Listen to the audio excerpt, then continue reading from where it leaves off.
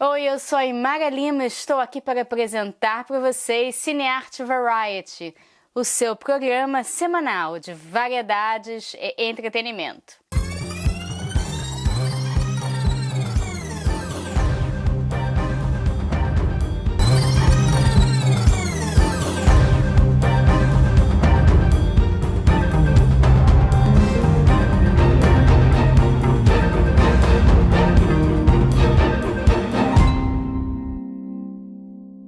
Gente, eu estou muito empolgada porque a gente conseguiu fazer várias entrevistas muito especiais na 59ª edição da Bienal de Arte de Veneza, que é um dos eventos mais importantes do mundo da arte. Essa mostra, ela começou em abril e vai até novembro, então a gente tem muito tempo ainda para mostrar para vocês várias coisas, vários pavilhões muito especiais. Vocês vão gostar porque é uma movimentação artística muito importante.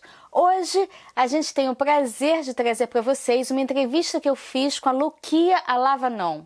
Ela é uma artista grega premiada, uma cineasta. Ela trouxe para o pavilhão grego um filme de realidade virtual muito impactante que teve a curadoria do crítico de cinema Heinz Peter Schwerfel. Eu estou aqui com um curador maravilhoso, ele é alemão, Heinz Peter Schwerfel. Schwerfel. No, come on. Yeah, How you really. say it? Because it's complicated for us to do the double, especially for me. It's complicated, and Forgive even my me. children don't know how to say it. Schwerfel. E agora eu vou trazer para vocês Loukia Alavanou. Eu tô aqui com a Loukia, não? É Lúcia em grego. Linda, né? Ela é artista do pavilhão da Grécia. Pavilhão que eu presenciei, que teve as filas mais longas. Se você não reservar, você não entra. São 15 lugares numa experiência de realidade virtual. E ela fez um filme maravilhoso, muito impactante. E ela tá aqui com a gente, dando esse prazer de conversar com a gente. So, what I'm saying What a beautiful language. Oh, thank you. So I'm saying is that it's being the pavilion that's the longest lines, and we have only 15 seats. Yes. And you must reserve, and it's a very powerful VR Thank you. film. Thank I would say I missed the word in English, not just powerful, but gives your impact. Right. Right? I walked in there.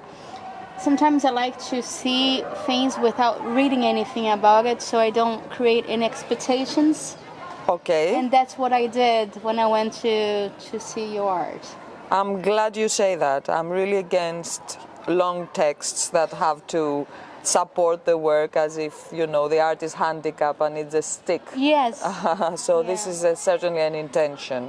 Yeah, that was beautiful because I didn't know anything, and I was like, okay, wow. I was touched just by the beginning. You were in the middle of. I don't want to give you spoilers, but The beginning is not a spoiler. In that cage with the Yes. birds. I love birds. I've been photographing birds a lot here, so I was like, oh my god. And those birds, they are different, right? They're special. They're special and a bit scary birds. For me, they have a lot of different levels, these birds. So the story is based on a very old story by Sophocles, Oedipus at Colonus. And I wanted the first scene to be the most subjective one. So you're in the place of Oedipus, who is a man who is a political exile, a wreck, who leaves his hometown as an exile and is looking for a place to die peacefully and be allowed to be buried so that birds of prey don't devour his body. It's a very urgent story. Let's think about so many bodies that are discovered in the Aegean now, sea, by migrants who try to travel to find a place to host them, and their families are not, don't have a chance to mourn for them.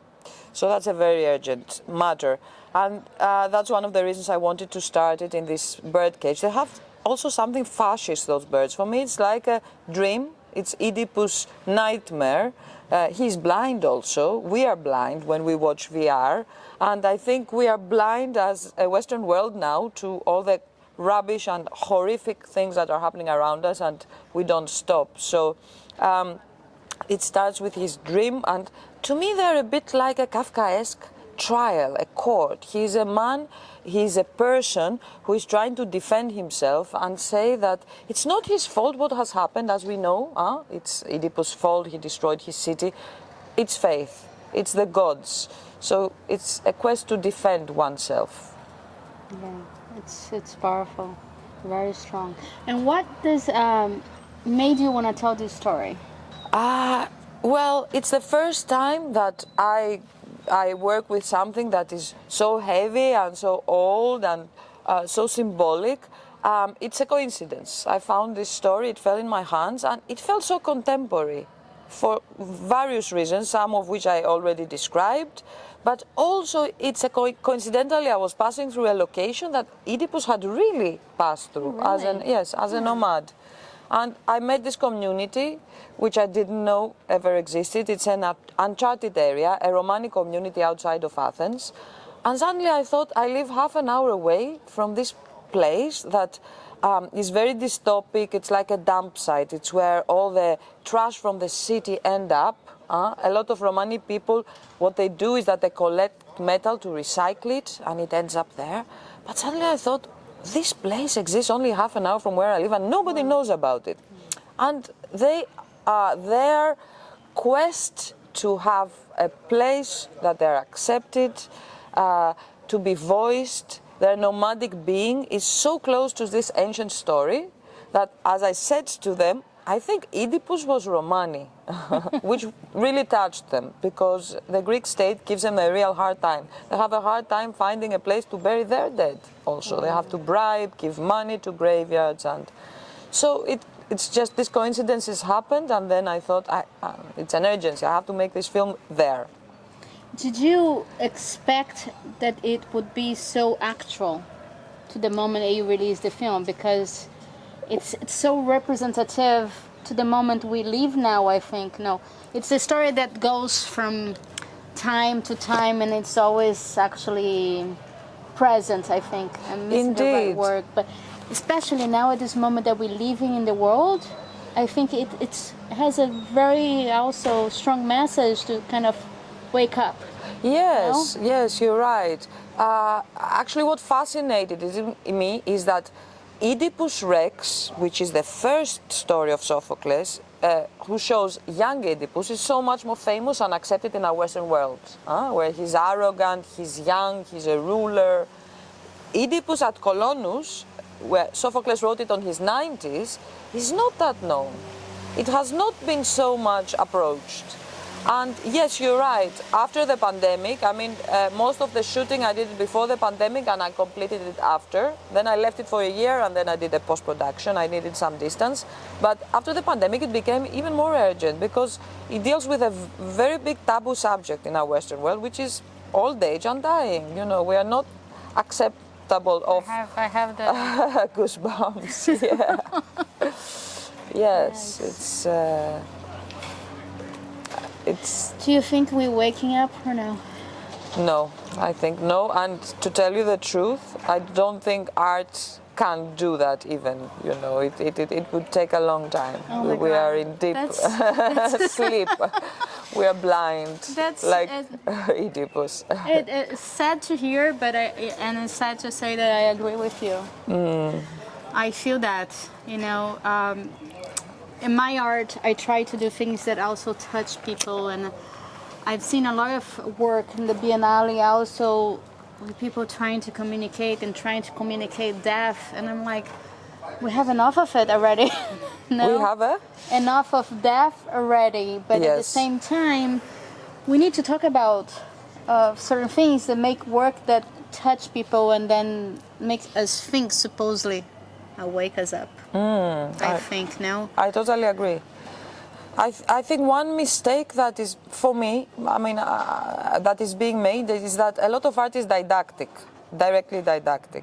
And this is not the role of art, in my opinion. It has to work on deeper levels. If you try to give one solid statement and message, that's not the role of art. I mean, as a teenager, I was depressed, and what kept me alive, and I didn't fall into drugs or into decay, was that I consumed some beautiful films of Pasolini or Fassbinder, and they are not didactic.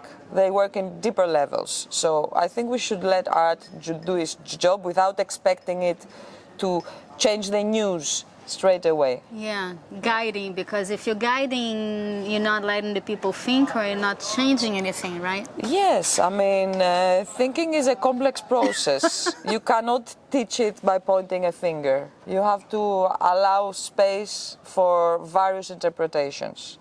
Yeah, and you do it beautifully. Thank you. I hope must so. say, I hope. yes, it's beautiful. And I spoke to Hans today, right, this morning, and I asked him what it is to be a curator. And if I'm not mistaken the words exactly, he was talking about makes the bridge, on my own words interpretation, between the artist and the public. Interesting. And I asked him, did you cut any part of the film? Because I'm a filmmaker too, so I know, I can feel that we go for this drama. If you're curating, you must have done some, you know, and it's interesting to see when you communicate, not you, us, or whatever, no? How do we communicate? And you communicate beautifully without, as you said, guiding people, forcing them to see in a different way. You put the art there and they breathe in, and you do get out of your film in a different way. Thank you. No, Heinz is an exemplary curator because he does not overshadow the artist. And he does not censor, he does not put a voice that is louder than the artist. I think, I mean, what does the root of curating? It's to care. It's the same root of the word as care, Yeah. right? So that's the curator's role. And Heinz has made films about a lot of great artists, and he knows how to be behind the camera and let the artist be in front of the camera, which is really important because he supports without attracting spotlights on him. And I hope, you know, many curators follow his example. Yeah, it's Especially younger ones. And how is it to bring a German curator to a Greek pavilion? I don't know how it was for him. It's lucky that he didn't kill us because Greeks are chaotic. We always need, as he says, adrenaline to work. So we were installing until the very last minute. He was, oh my God, you know. But he put some order, German order. So, but I think this intercultural exchange is very important, and it's one of the first time that in Greece they allow this happening. They usually do want Greek artists, Greek curators, Yeah. Greek, like most pavilions. Yeah, which you understand, right? Because they want to express more their own culture. But was it difficult to convince the Greek? I didn't expect at all. I'm one of the youngest, maybe the youngest artist that ever represented Greece. Also, not a lot of women have. I mean, it's a very patriarchal country. And VR, a Greek pavilion with VR, I really didn't expect it. So they got convinced, I don't know. And in a pandemic also allowing a VR work, you know, Yeah. it was, I think it was brave of them, but also brave of Heinz of encouraging me to go through with this project. And you, of doing this project, Yeah. because I think it's not an easy project to do, right? It was not easy, no, it was not easy. How long did it take for you to shoot? The shooting happened in 15 days in the Romani community, and then a few other scenes like the birds or the flying happened in around 4 days after the pandemic. So it was split into parts. We were very lucky that we finished literally just a week before the pandemic started, otherwise this would not have happened. But what is very difficult in VR is the post-production. It's difficult and expensive. The budget was not huge, so there was a lot of effort. And it's the first VR Greek production, especially with ambisonic sound. First VR Greek Yes, production? it is, yes. Wow. And one of the few European ones that use this technology on sound, ambisonics. It's quite complex to do, where you turn your head and the sound moves with you. So me and my team, we trained ourselves. You know, we had to retrain ourselves. So it was... You were trained as you went through? Yes, we didn't know. I mean, the cinematographer had never worked with VR. The sound designer had never worked with VR. So, you know, I found a team of people that are very open-minded and they want to make a new path. And I also opened a company, a production company in Greece, and I plan to do other VR films, mine and other people's. I would love to produce women and men's film, mainly women, but also male. Yeah. But it was yes, hard work. Yes. How many more you guys in the crew? The crew in the location, we could not be a huge crew, about 9 people, because it was very intimidating. Yes. Yeah. But the amateur actors and other people backstage, we became a team. They helped. They learned also. We had and they probably love it too. They loved it, yeah. And I was fascinated by how familiar the kids, the Romani kids, who have their very basic needs might not be met, but they're very familiar with technology. And this is positive, I thought. Yes. It kind of transcends the borders of the ghetto. And technology. How is it a woman? You know, a woman there with a crew, director, doing VR for the first time in that community, which is not easy, probably because I've heard it's a very tough place. It's a very difficult place. How was it? Were the challenges, probably many, that you encounter? Is there anything that you could tell us? I'll tell you the positive things. There were huge challenges and very scary and difficult moments. But 2 other women really helped. One is a teacher, Martina Vavouli is a teacher of the primary school nearby, who is an activist, a real activist, and she really supports the community. And also the smallest part of the community I mainly worked at, it was not the only one, but mainly I worked there, was a female leader. One of the few female leaders of the... Where? So, Despina Tsiriklu, I want to say her name because she's a beautiful person. Oh, beautiful. So that helps a lot. And now the film stays here until November. Indeed. What do you want to do with that after that? With this Any film? plans? Or yeah. Yes, showing it in other places. I can't say where yet, but we are trying to. It will be shown in other places. Yeah, you have to. I mean. Yes.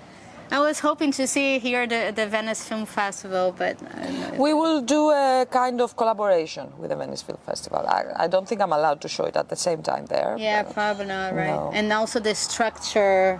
The installation is very important, yes. It's a very interesting installation. I don't know if I'm also giving too much information that I shouldn't, but the chairs and the borders, I was like, cool, this is cool. Like you first in the beginning, and I must say that the people there that were helping us, they were very sweet, they were very polite, they were very educated, which already when in the beginning, when they're guiding us to be seated, you're already having a pleasant moment there and you feel taken care of. You know, I felt that was very important. That is very important. It's a very important part. I was very lucky. They are all a lovely team. And yes, you are Oedipus, you're blind in there and you have to be guided, welcomed. And is there hospitality, it's about hospitality, this play of Sophocles, right? So this is a very important thing that you mentioned. So all the process is exactly right. And when he said, oh, you can turn here, you can touch it, I was like, okay, I'm going to use this. Indeed. And it did help to be able to go do the real VR experience in a sense of the other space, right, the 360 degrees. And perfect. I didn't see any mistake. Okay. In the VR. I see some. That's why I don't want to watch it again. Because I see them. Oh, we always see when we do our work, right? Yes, indeed. But that's the good thing that I must tell you. I didn't see any. Okay, I'm glad. Because if we don't and you're an see artist, it, so that's important that you say that. Yeah, because I know we see a lot of mistakes. I think first time I went to show my first movie or my second movie on a big screen, I went, oh my God, the color, because I didn't realize that the screen actually also depends of the calibration. It has a different color on the film. Yeah. And I was my first screening in the movie theater. I always want to say stop. I know the film. And I was the only one who was seeing it. The public didn't know. Yeah, that's the thing. And then that's interesting that we know the mistakes, but I couldn't see any. And many times in VR, we see a little thing when we turn, a little mistake. Perfect. And I found it amazing also the storytelling. You know, you went through and you mix different elements. Why did you? Yes, that's very important what you say. I like contrast. So you have this narrator's voice with a British accent. He's a great actor. He's a great Greek actor who was trained in Royal Shakespeare's Theatre, Alexandros Milonas, and he has this very British kind of manipulative Joker's voice, and sometimes I want him to be a teaser, a liar. So the narration and the images contradict themselves all the time, and this is very important for me, because life is full of contradictions anyway. Beautiful. Now, I want to ask you, how did you start your career? You're young. And you already you think about Biennale and this amazing, it's a great achievement. How did you get here? Oh God, and I was agoraphobic, so I don't know how I went through all this. Yes, I owe a lot to some people in London. One of them is Darian Lieder, the most important Freudian psychoanalyst and writer and art critic, with whom I have an exchange since when I was a young student, and he actually, in our catalogue, we have an interview that for me it's one of the most important parts of the catalogue. Also, John Stezaker, the British collagist, was my teacher at the Royal College in London. So that's where it all started. I was very lucky to be in the UK at the time where it was the golden times of the early 2005, 2006, and in a great university that gave me a lot. Did you always want to be a filmmaker, or? Yes. So you knew you wanted to direct? I knew it. I didn't know it consciously, logically, but I knew it. Yes. Did you ever act? No, I would never act. And this is what I'm doing now. I'm, over. It's the most I can take. I don't like being in front of the camera. No. Yeah, but you're although amazing. In VR, you are in front of the camera because it's spherical, So I had to be in some of the scenes and the crew with a mask. I see. I didn't That's see the it. beauty of VR. But at least we're wearing masks. So it's very inclusive VR. You don't point the camera on your subject.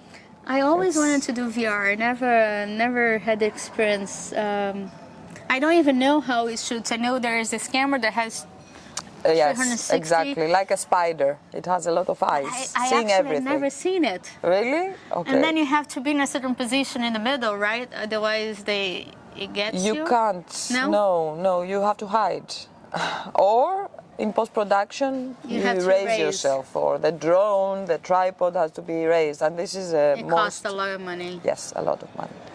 We should collaborate one day, maybe. Yes, I would love to. Okay. A dream, yes. Okay. Totally on. Maybe we can create something in Venice. Yes, okay. But when there are no tourists here. Yes, which I think is difficult. Yes. I was lucky that I was in the pandemic here. Oh.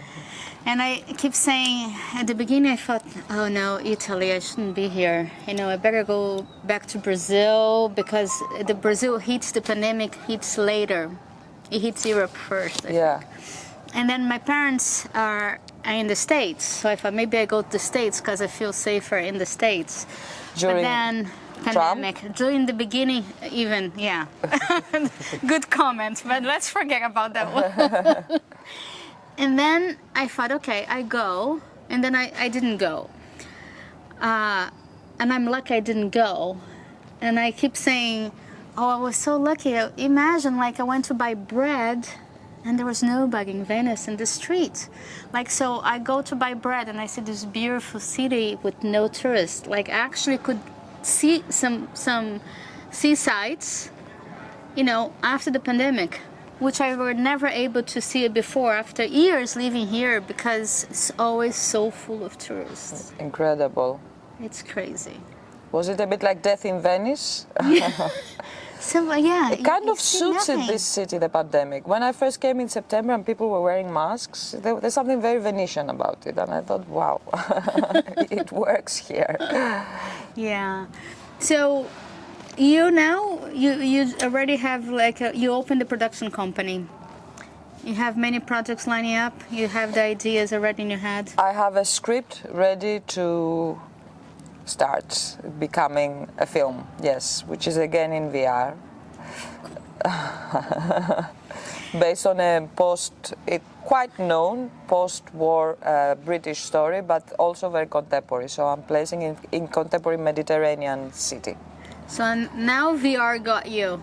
It got me, yes. It's a dream space and I like dreams. I think we should dream more and listen to our dreams more, and it creates a dream space because you're a solitary viewer, like in dreams.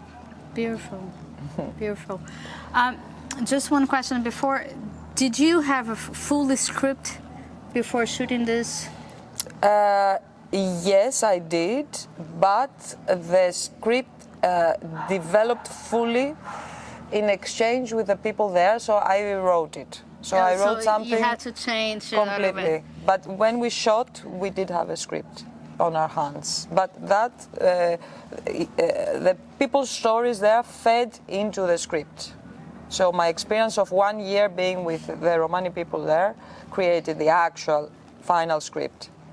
Yes, and that's why I call it docufictional, actually. How did you make them open up so easy like that? I was really seduced. There's something about the Romani spirit that plays with the absurd, and I always loved the absurd, in art, in life, everywhere. So logic to them is a very secondary, something they avoid. You know, their perception of time, of truth, of what's a lie and that's something very seductive. And I think we could learn a lesson from that. We are very logical in our Western world. We follow logic a lot. Yeah, so. And I think they sensed that I was seduced by that, and so that made them more acceptable of me. And as being as a woman inspiration, yeah. What do you recommend to the other woman or to the other artists that want to start their vision or doing their project? What would be your advice? The first thing that comes into my mind is don't follow trends. Go against the current. Just, you know, do what you really want to do without looking around what's going on and running into art openings all the time. It's good to have some time where we look within, not outside. Yeah. Thank you. Thank you so much. Thank you very much. I wish you much more success. Again, it's the busiest pavilion. I better go and see what's happening with this queue now, because it's sunny today. Thank you so much. Thanks a lot. It was such a pleasure. For lovely questions. Thank you. Success. Thanks. Gostaram? Eu também. Então, espero vocês próxima sexta-feira para assistir o Cine Art Variety aqui comigo no VRT Channel. Não percam, até lá!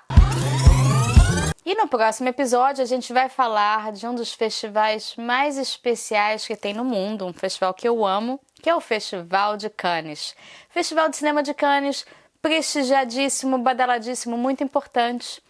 E a gente vai estar falando tudinho sobre ele com vocês aqui.